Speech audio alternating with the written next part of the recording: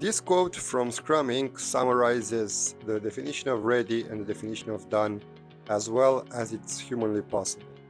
As a product owner, the team and I need a clear definition of ready and done so that the team can complete the backlog quickly and effectively.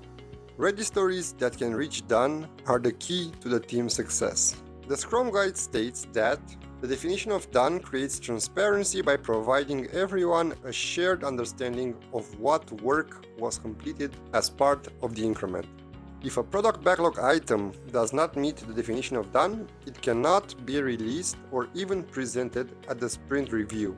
Instead, it returns to the product backlog for further consideration. The definition of ready.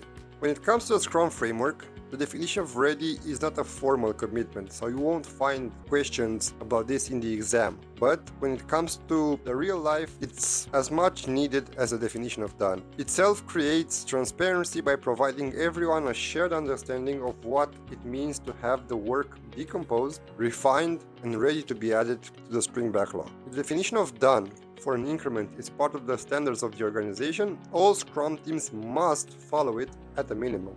If it is not organizational standard, the Scrum team must create a definition of done appropriate for the product. A definition of done in software would read something like this. Done implies that the work is coded to standards, reviewed, implemented, and tested, with unit tests at 100% coverage, added also test automation, it's integrated and documented. When referring to services, it may be stated as follows. Done implies all tasks outlined in the user story have been accomplished, and any work produced is connected to the user story so that the product owner can evaluate and ensure it fulfills his or her expectation. As you can see in the graphic, the definition of ready is what entails and starts the sprint.